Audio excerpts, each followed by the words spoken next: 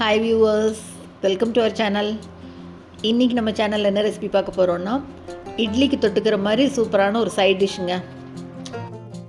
Coimbatore special தக்காளி பஜ்ஜி இதாங்க இன்றைக்கி பார்க்க போகிறோம்.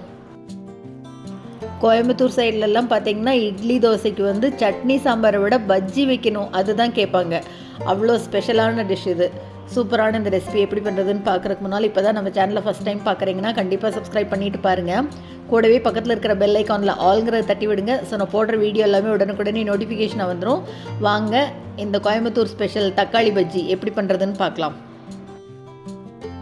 இதுக்கு வந்து முதல்ல ஒரு வாணலியில் எண்ணெய் சேர்த்துக்கலாம். இதுக்கு வந்து தேங்காய் எண்ணெய் இல்லைன்னா நல்லெண்ணெயில் பண்ணால் தாங்க நல்லாயிருக்கும். தேங்காய் எண்ணெயில் பண்ணால் இன்னும் டேஸ்ட் தூக்கலாக இருக்கும். நான் இன்றைக்கி தேங்காய் எண்ணெய் தான் சேர்த்துருக்கேன். எண்ணெய் நல்லா சூடானோடனே சின்ன வெங்காயம் சேர்த்துக்கலாம். ஒரு 10 சின்ன வெங்காயம் சேர்த்துட்டு இது கூடவே 1 டீஸ்பூன் அளவு சீரகம் சேர்த்துட்டு கூடவே 1 டீஸ்பூன் அளவு வரமல்லி சேர்த்துக்கிறேன். இப்போ இது கூடவே 3 பச்சை மிளகாய் நீட்டமாக கீறி அதையும் சேர்த்துக்கிறேன். இப்போ இதை எல்லாத்தையும் லேசாக ஒரு தடவை அப்படியே வறுத்து விட்டுக்கலாம்.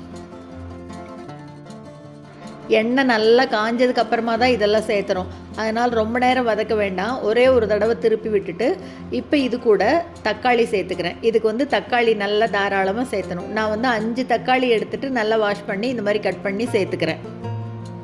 நல்ல பெரிய சைஸில் இருக்கிற தக்காளியே எடுத்துக்கலாம். 5 தக்காளி எடுத்திருக்கேன். இப்போ இது கூட நம்ம காய் சேர்த்த போகிறோம். நான் வந்து இன்றைக்கி கத்திரிக்காயும் உருளைக்கிழங்கும் சேர்த்துறேன். இது கூட பீர்க்கங்காய் சேர்த்துறதுனா கூட சேர்த்தலாம், அதுவும் நல்லாயிருக்கும். கத்திரிக்காயும் உருளைக்கிழங்கையும் நல்லா வாஷ் பண்ணிவிட்டு உருளைக்கிழங்குக்கு தோலெல்லாம் சீவிட்டு கொஞ்சம் பெரிய பெரிய துண்டாக கட் பண்ணி இப்போ எல்லாத்தையும் சேர்த்து நல்லா ஒரு தடவை கலந்து விட்டுட்டு இப்போ இது கூட தேவையான அளவு உப்பு சேர்த்துக்கலாம். இந்த பஜ்ஜிக்கு தேவையான அளவு உப்பு சேர்த்துக்கலாம். கல்லுப்பு பொடி உப்பு எது வேணால் சேர்த்துக்கலாம். இப்போ இது கூடவே கொஞ்சமாக மஞ்சள் தூள் சேர்த்துட்டு இதுக்கு வந்து காரத்துக்கு சாம்பார் பொடி சேர்த்தணும். நான் வந்து ஒரு 1.25 டீஸ்பூன் அளவுக்கு சாம்பார் தூள் சேர்த்துக்கிறேன். இப்போ இது எல்லாத்தையும் நல்லா ஒரு தடவை கலந்து விட்டுடலாம். எண்ணெய் நல்லா சூடானதுக்கு அப்புறம் தான் இதெல்லாம் சேர்த்துருக்குறோம். நல்லா அப்படி கலந்து விடும்போதே காய் கொஞ்சம் அப்படி லேசாக வதங்க ஆரம்பிச்சிடும். இப்போ இது எல்லாத்தையும் நல்லா கலந்து விட்டதுக்கு அப்புறமா தண்ணி சேர்த்துக்கலாம். தண்ணி வந்து ஒரு 1/2 டம்ளர் அளவு சேர்த்துக்கிறேன். ரொம்ப சேர்த்த வேண்டாம். தக்காளி எப்படி இருந்தாலும் தண்ணி விடும். அதனால் 1/2 டம்ளர் அளவுக்கு சேர்த்தினா போதும். தண்ணி சேர்த்துட்டு இதை நல்லா ஒரு 10லிருந்து 15 நிமிஷத்துக்கு மூடி வச்சிடலாம். நல்ல காயெல்லாம் அப்படி வேகணும். நடுவில் அப்படியே 2 தடவை எடுத்து அப்படி கலந்து விடலாம். பாருங்கள், தக்காளியும் நல்லா தண்ணி விட்டு காய் நல்லா வெந்துட்டுருக்கு. காய் பாதி அளவு வெந்திருக்கு. இன்னும் கொஞ்சம் இருக்கட்டும். இன்னும் ஒரு 5 நிமிஷம் இருக்கட்டும். மறுபடியும் மூடி வைக்கலாம். பார்க்கும்போதே அப்படி கலர்ஃபுல்லாக எவ்வளோ சூப்பராக இருக்குது பாருங்கள். எப்போவுமே சட்னி சாம்பாருக்கு பதிலாக இந்த மாதிரி வித்தியாசமாக ஒரு தடவை இட்லிக்கு பண்ணுங்கள். எப்போவுமே இனிமேல் ரெகுலராக இதுதான் பண்ணுவீங்க. அவ்வளோ டேஸ்ட்டாக அருமையாக இருக்குங்க. அதுவும் தேங்காய் எண்ணெயில் வதக்கி பண்ணும்போது டேஸ்ட்டு சொல்லவே வேண்டாம். பாருங்கள், இப்போ நல்லா அப்படியே வெந்திருக்கா. காயெல்லாம் நல்லா வெந்துருச்சு. நல்லா ஒரு தடவை கலந்து விட்டுட்டு இப்போ அடுப்பை ஆஃப் பண்ணிடலாம். போதும், இந்த அளவுக்கு வெந்ததுன்னா போதும். ரொம்ப சுலபந்தாங்க இந்த தக்காளி பஜ்ஜி பண்ணுறது. எல்லா காயையும் வதக்கி கடைஞ்சி எடுத்தோம்னா பஜ்ஜி ரெடி ஆயிரும். இப்போ அடுப்பை ஆஃப் பண்ணிவிட்டு இதை வந்து வேறு ஒரு பாத்திரத்துக்கு மாற்றிக்கிறேன். உங்ககிட்ட மண் சட்டி இருந்ததுன்னா மண் சட்டியில் போட்டு கடைஞ்சி எடுத்துருங்க. என்கிட்ட மண் சட்டி இல்லை, அதனால நான் பாத்திரத்தில் சேர்த்துருக்கேன். இப்போ இதை அப்படியே நல்லா மத்து வச்சு கடையணும். நல்லா முக்கால்வாசி அப்படியே கடைஞ்சிடணும். ரொம்ப ஃபுல்லாக அப்படியே நைஸாக வழுவழுன்னு வர்ற வரைக்கும் கடைய வேண்டாம். ஒரு 80 to 90% கடைஞ்சி விட்டுறணும். கத்திரிக்காயும் உருளைக்கிழங்கும் நல்லா வெந்திருக்கு பாருங்கள்.